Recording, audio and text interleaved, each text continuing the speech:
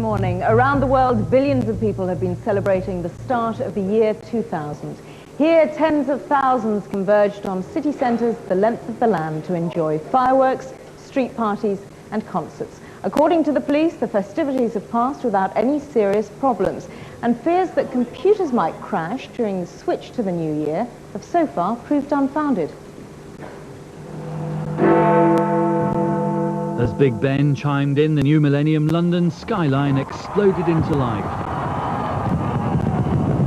29,000 tons of fireworks creating a kaleidoscopic sensation witnessed by hundreds of thousands of revellers along the banks of the River Thames.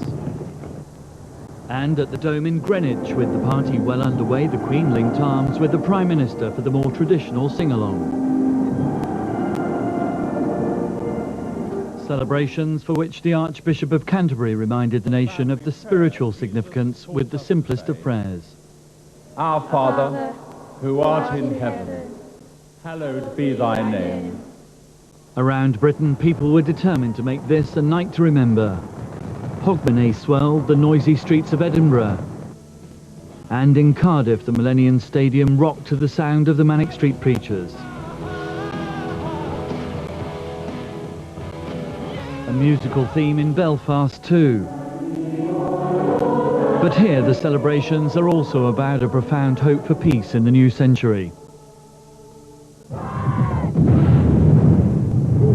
As the rest of the world shared in this once-in-a-lifetime experience, live television pictures were beamed to billions of homes.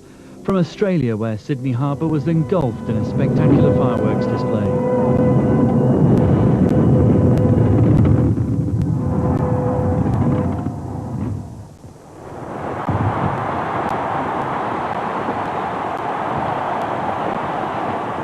In Paris, more than 1 million people crowded the Champs-Élysées to watch the Eiffel Tower turn into a dazzling rocket-like torch. And as if to symbolise 2,000 years of history and the hopes of new generations, a young Palestinian mother cradled her new baby, born in Bethlehem this historic night. John McIntyre, BBC News. President Clinton says he's looking forward to working with the new acting Russian President, Vladimir Putin. It's emerged that Mr. Putin has travelled to Chechnya to visit troops fighting in the conflict there. Boris Yeltsin resigned as president yesterday, telling the Russian people he'd done all he can.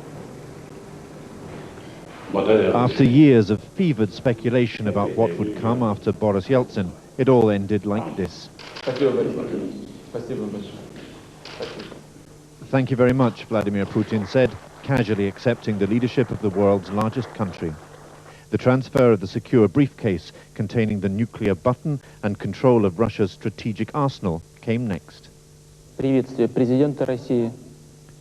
Tonight, Vladimir Putin made his first presidential address at midnight, a new face for the new millennium. There will be no power vacuum, he said. There was a warning, too. Anyone who tries to act outside the constitution, he said, will be crushed. Boris Yeltsin leaves the stage much as he entered it, with a dramatic gesture that leaves his political opponents in bewildered disarray. Tonight, he becomes the first leader of this ancient nation to walk voluntarily out of office and into retirement. Alan Little, BBC News, Moscow. Most of the hostages freed from the hijacked Indian Airlines plane have arrived back in Delhi. The 8-day crisis ended after India agreed to release 3 Kashmiri militants on condition the hijackers freed their captives. The 5 hijackers were driven away from the airport in waiting cars. The hostages were then allowed off the plane and some were taken to hospital. The Indian government's been criticised for agreeing to the deal. And that's it for now. Time now for the details of the weather with John Ketley. John. Thanks, Sean. Well, it's been a bit dribbly across the southeastern corner over the past 2 or 3 hours, but skies are clearing now. The main problem is, of course, with these clearer skies that we are seeing some fog forming and indeed some icy patches too. So temperatures are falling pretty close to freezing up at Edinburgh. Generally speaking, well down into single figures now, and this chillier weather is with us for the weekend. In actual fact, we are going to see a fair amount of sunshine during Saturday and Sunday. Temperatures, though, could be kept down, particularly on Sunday across the southeast, to about 4 or 5 degrees with some fog, which may well be rather slow to clear, actually. Elsewhere up in the north, we're going to see some rain across in Glasgow, 8 degrees here, and similarly some rain coming into Belfast on Sunday, a similar sort of value at 8 degrees. Now, going across the pond, because we're about to see midnight over there in the States, a rather chilly start in New York, temperature about 10 degrees, actually, 7 degrees for Chicago. Rather warmer, of course, once you get down to Miami. That's very nice, isn't it? 26 degrees during the day on New Year's Day. 26 degrees is 79 Fahrenheit in Albany.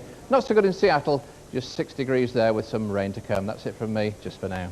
No, John Ketley, we want you to come and join us, please. Oh, thank you, Come Gabby. on. Yes, of course I will. Come and sit over here because we want to find out what you thought I'll of... just yeah, throw no, me- leave your little Leave your clicker there, doofer. John. I'm on my way. around. To know what you thought of all the pictures that you've been seeing from around the world, and also Fantastic. what the millennium has in store for us in weather-wise. Weather-wise? Yes, come and sit Well, down. we're on the global warming theme, aren't we, of course? The global warming theme's certainly with us, and we've seen the hottest year in England and Wales. Is that Yeah. really Well, you happening wouldn't though, think so, John, or really. is that a myth? Well, you see, you play cricket, don't you, Jamie? Yes, we have I played do. before. So we have played before. It didn't seem a very good summer, but of course it's all averaged out over 365 days. One more this year, of course, being a leap year. But averaged out over 365 days, it was actually the hottest, the warmest, whatever you want to call it. Yeah, it is. Okay, so England what have and you Wales. thought of all the pictures you've seen coming in from all Super. around the I world? was particularly impressed. Well, obviously London was wonderful. I was very impressed by the Eiffel Tower, though. I thought that I was know, absolutely we all wonderful. think that was the best, Yeah. actually. I do think it was the best, though. Sydney was good. I've got some friends over in Sydney who were there live to see that. So that was, they must have had a great time, I should Did you think. see them in the crowd then, John? You Didn't spotted them, quite did you? take them out, Gabby. No, eyesight's gone. At my age, it does. But it looked super in Sydney. But I do say Eiffel Tower. I think the Eiffel Tower one was absolutely magnificent. So France wins Miss World then? Oh, okay then. But look, Miss London France. was still good, wasn't it? London was still super. Well, I think we had wonderful celebrations all over the world, and music, of course, has been happening all